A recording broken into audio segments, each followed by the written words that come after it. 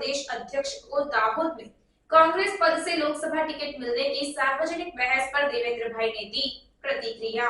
आगामी लोकसभा के लिए टिकट मिलने के बारे में भारतीय ट्राइबल पार्टी के गुजरात क्षेत्र के अध्यक्ष देवेंद्र भाई मीणा से बात करते हुए भारतीय ट्राइबल पार्टी के गुजरात क्षेत्र के अध्यक्ष देवेंद्र भाई मीणा ने कहा कि अब मुझे भी सार्वजनिक चर्चा के माध्यम से पता चला है कि मेरा नाम कांग्रेस और गुजरात क्षेत्र के अध्यक्ष देवेंद्र भाई मीणा के नाम पर है।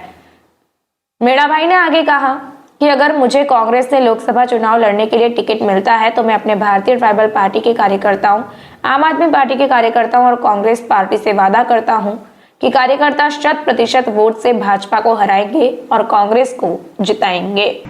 ये तो આવનાર સમયમાં જ ખબર પડશે।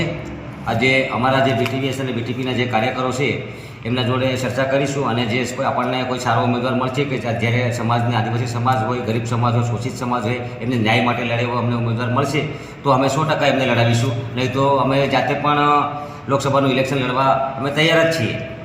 અમને સૂત્રો દ્વારા લોક ચર્ચાએ જાણવા મળેલ છે કે તમને ઇન્ડિયા એરલાઇન્સમાં ટિકિટ મળવાની છે, શું આ વાત સાચી છે?